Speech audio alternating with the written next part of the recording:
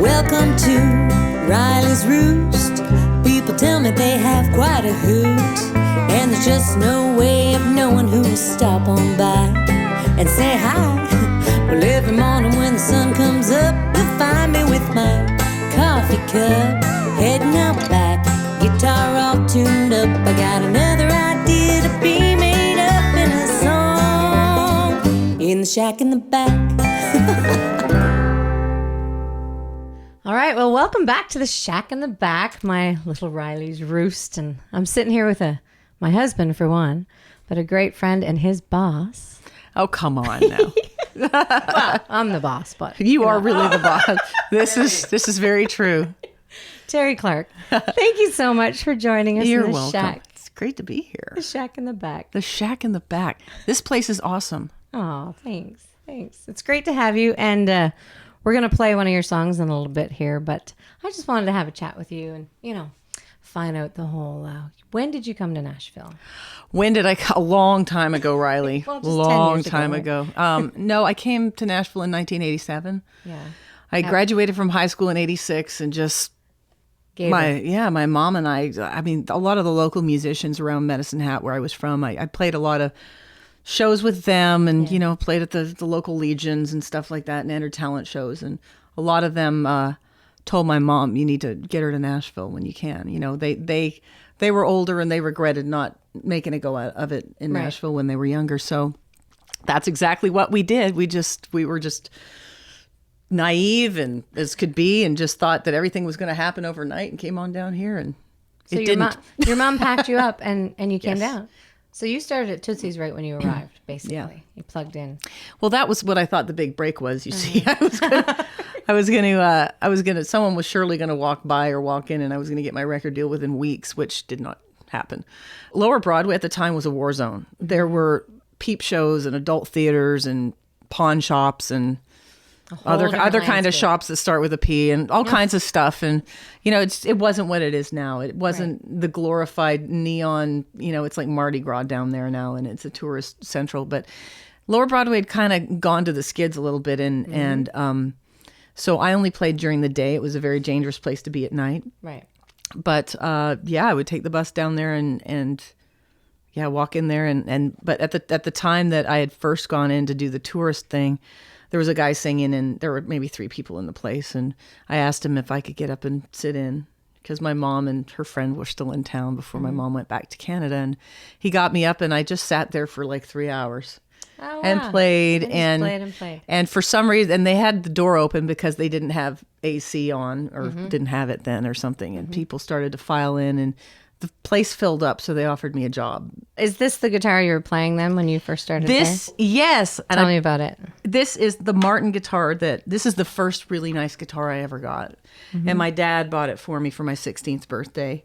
Wow. And, I was trying to decide whether I wanted a Martin or a Gibson, the kind that Winona used to play, the big jumbo Gibson and Emmylou played. And I went and sat down and I love Gibsons because I play them on the road now. But this was, I was torn, but I played this and I just knew I wanted to have it. And it was expensive. I mean, this was like $1,200 or something at the time. And it's been everywhere. And I wrote Better Things to Do on this guitar. And I did my first radio tour with this guitar. It's been all over the place. And you should see the bumper stickers on the case. This is the one I still have the shoelace that I tied to my wrist when I walked down Lower Broadway and carried this to Tootsie's. So I was afraid someone would grab it. Oh, wow. It's still on the case. And I thought I'd bring it today. But yeah, it's best sounding acoustic guitar I have because it's been played the most probably. Right. So instead of If These Walls Could Talk, If this guitar could talk. Yeah, I'm glad nothing that I own that's inanimate can talk.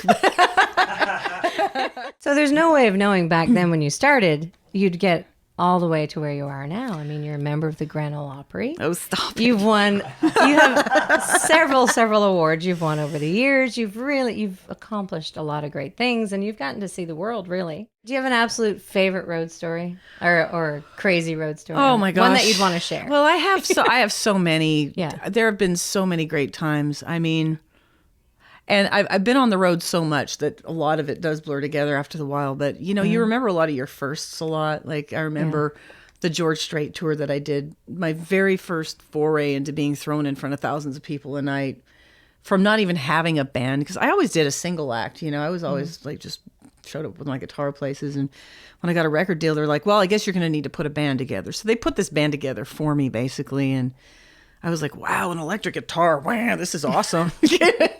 And then we went out on tour with George Strait. It was like, it went from clubs to George Strait. Yeah, how did that feel? It must have been like you were in a dream the first day you stepped onto that first show. Like, it's kind of like diving for the first time off the high board. You're, oh, wow. Interesting. You're standing on the end and you're like, I'm afraid if I turn around and walk back and try and go down the ladder, I'm probably going to injure myself more than just taking a giant leap. On that, you were talking about a funny memory, is like George Strait had to cut through this locker room to get to the stage, and I was in the locker room doing something. I don't know if I was using the restroom or something, and somebody said, "George is coming." So I locked myself into a bathroom stall, and they had just gone by, and then I tried to sneak out of the bathroom stall, and George saw me sneaking out of the. He goes, "Terri, what the hell are you doing?" I'm like, "Oh my God." It's like your dad catching you doing something you're not supposed to be doing, but it was funny. You told me earlier about one of your first job when you came to town, that you were working at a store, and you mentioned Garth Brooks. So tell me about that. You both had, Oh my gosh. Well, once I got a green card. Yes, let's make that clear. Once I got a green card, and I could, not only just to have to work for cash and tips and stuff like that, I went and actually got a real job. I got a job in kind of the Hendersonville, Rivergate area, selling boots at a place called Boot Country. And boy, there's some stories. Some of the people I sold boots to, like Reba pulled up one night and I sold her Shelby's very first pair of cowboy boots that night. That's fun. That was my first time ever meeting her. I thought I was going to die.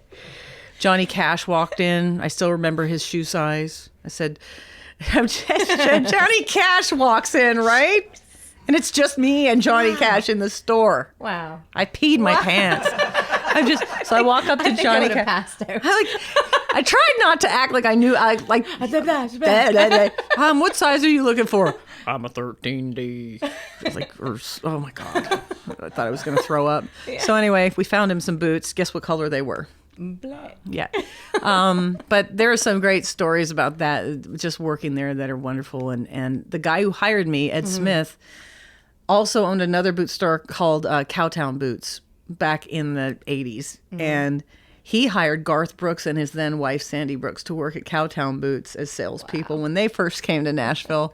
And so when I filled out my job application, he said, now all these people coming in here being singers, they don't last very long. They come and work for a while and then they leave. And I said, well, I'd like to tell you that I want to work up my way up to management and be here forever, but I do kind of want to, I'm sorry, I'm here to get a record deal. He said, well, the last guy I hired that told me that was named Garth Brooks, so I guess I believe you. And so Ed Smith is starting to become sort of the holy grail of... Sure. I gotta go talk to this guy. I need a job at a bookstore. Exactly. I mean, I guess that's the entry level to getting a record deal these days, or back then. Right. But it was interesting. And didn't you say you had someone buy a pair of boots from you and had you sign them? Yeah, I've actually had a couple of. When you're a salesperson, you chat with people and talk to them and find out where they're from, and they're like, "Oh, how long have you been here?" You can obviously tell I'm not from Tennessee originally, and especially back then. Sorry, I had a very thick Alberta thing going on, and they're like, where are you from? And I'm here to be a singer, and I'm getting a record deal, and they're, some of them just are like rolling their eyes going, yeah, you and thousands of other people. Sure. Good luck, sweetie. Yeah. But then there were a couple of them that I talked to that said, I want you to sign the inside of this boot that you just sold me, just in case. And a couple of them had me sign the business card or one of their business cards. And I've had a couple people come up to me over the past 10 years and present this thing I signed when I was working at Boot Country. That's great, though, isn't it? Well, it just makes me feel, yes, and it's like full circle. It's that God tapping you on the shoulder going, you are a really lucky person, and be really grateful that this actually truly happened. And I'm at the point in my career now where it's like, we always want to keep getting airplay. We want to keep doing what we want to do, but I can tour for the rest of my life. And that's what really matters to me is I want to be able to play music live for people and entertain and connect. That connection you get with an audience, you record so you can do that. As you guys know, I mean, it's the recording is the vehicle to be able to make that connection. And the catalog I've got of the past 10 albums I've recorded is a vehicle that I'll have forever to be able to do that, regardless of, hits or awards or anything from this point on. So I feel like it's just a really good time for me. There's no pressure. I've got nothing to prove. I'm just going to go have a lot of fun. Yeah. Do what you want. So you'll probably never retire. I love touring, and I think we're going to be hitting the road pretty hard over the next 5 years while I'm young. But, I don't see, there are some artists that just announce retirement and they're done.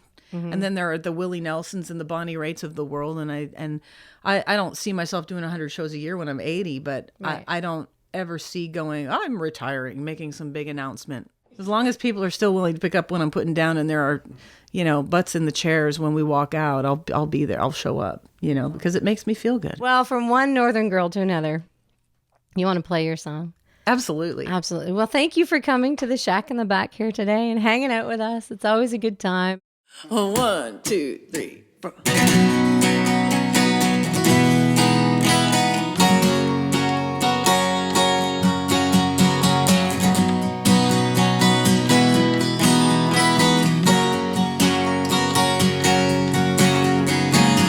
Grew up driving on black ice, spinning in circles under northern lights, laughter steaming, small town dreaming, digging tunnels in deep snow, sheltered from the shiver of a 10 below. And I'm right at home. I'm a northern girl, wild and free. I got 4 strong winds to carry me. I've been east to west and all around the world, but I'll always be a northern girl.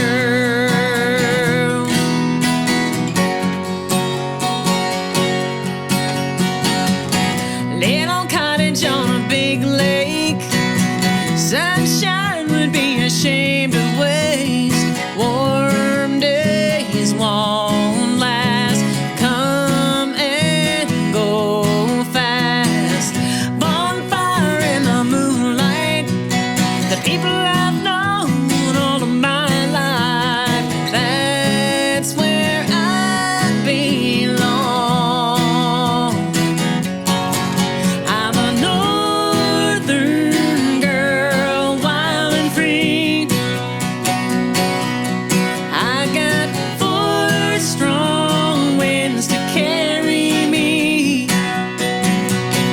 I've been east to west and all around the world, but I'll always be a northern girl.